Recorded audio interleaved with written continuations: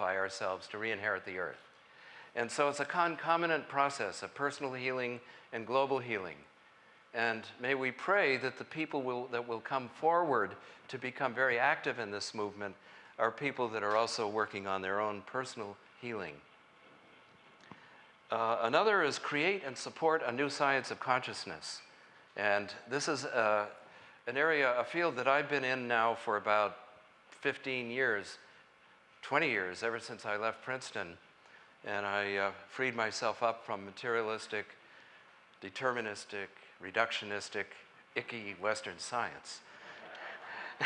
And of course, what I learned, and Mark Cummings, thank you, and Mark Cummings will tell you more about all of this. It's really important. We are our own free energy machines. The human body is magnificent. And the number of times I teach spoon bending, I do spoon bending parties and all sorts of things, and all sorts of proofs of the mind-matter interaction.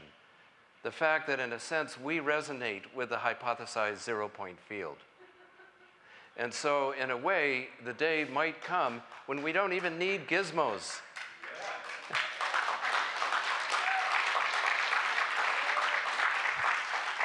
But for the time being, gizmos are sure going to help a lot to help make this transition to a fully conscious culture.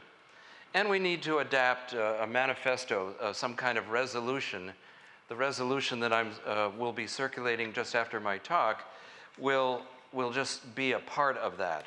So the new science of consciousness, which is, I guess you could call it my area of specialty, if you can call it a specialty, includes various proofs of concept coming from quantum physics, the fact that the human observer can influence the observed, and that the four known forces of physics, electromagnetics, weak atomic, strong nuclear force, and gravity, those physicists that scratch their head trying to come up with mathematically cumbersome string theory have missed the boat, because quantum physics tells us beyond any reasonable doubt that there is a cosmic dance of interaction going on that's instantaneous, and that we are all connected. We are one in this universe.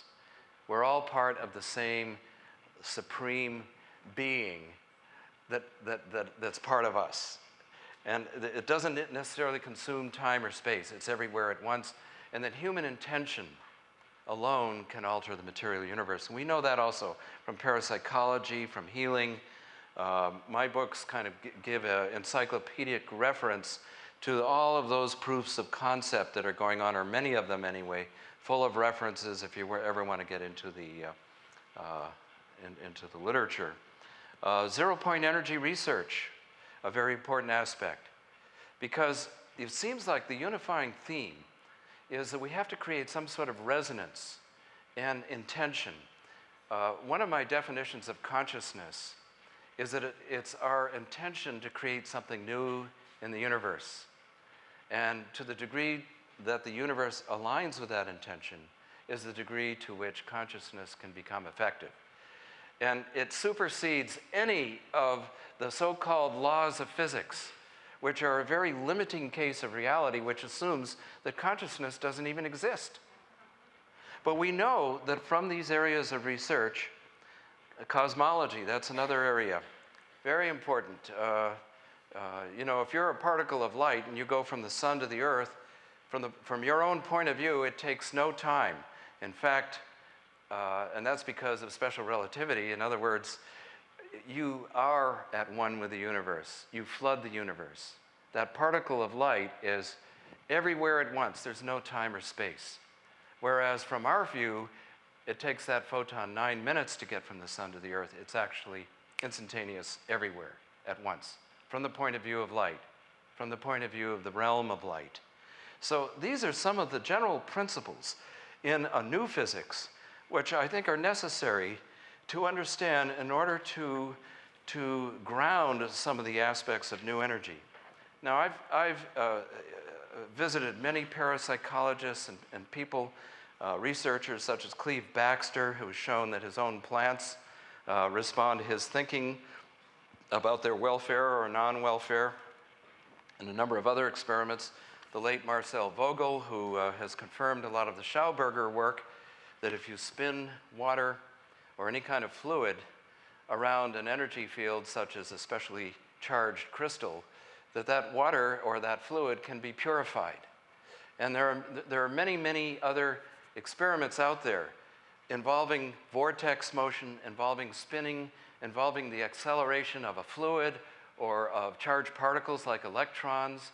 That's the put-off Heisch theory of zero-point energy, is the non-linear motion, the acceleration of electric particles such as electrons in the presence of the field can, under some circumstances, cause energy to come out of the field or be put into the field. And we heard some references to that yesterday. And then, of course, we have experiments in the power of prayer and remote healing. These are two of the pioneers, Bruce and John Klingbeil, father and son team. And then that work has been carried on since by the late Elizabeth Targ and a number of other people.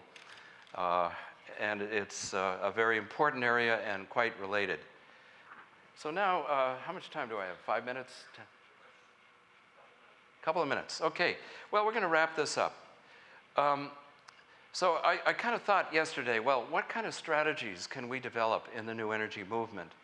What kinds of approaches do we need to make? What kind of guidelines? And some of these principles, it's more like principles than strategies, is that obviously we're going to need social activism. We're going to need people to really beat the bushes and get out there. And it's very gratifying in this conference to see a lot of young people here that may not thoroughly, or even older people, that may not thoroughly understand the technical concepts, but really understand that we need to do this. And that somehow or other, even if we don't know the exact pathway or technology that will be the winner, it's certainly going to be an important thing to do no matter what, that we can't afford not to do it. We need strength in numbers, no more martyrs. It's terrible that people are getting murdered in this field. That can't happen anymore, and it won't happen if enough of us come on board. Global outreach. We need to do this all over the world. That's going to be one of my areas, education and global outreach. I'm all over the world all the time, so, and we already have a chapter of the New Energy Movement in Cape Town, South Africa, and Costa Rica through Sam Butler here, who is one of our dear friends and supporters. Public accountability. We need to be transparent and open to the public. Informed debates, education, teamwork, all of this. We need alliances. We need various groups to come together so that we speak as one. And we need altruistic and public funding for the research and development. We need technical teams to be able to oversee that. And these then are some of the requirements of what we need to do.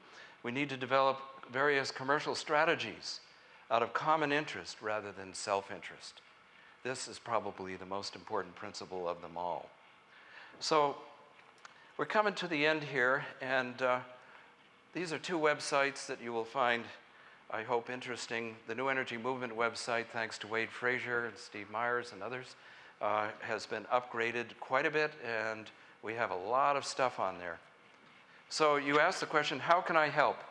The answer is, please join us. Become aware and educated.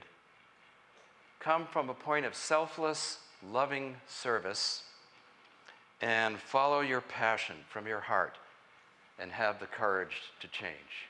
Thank you very much.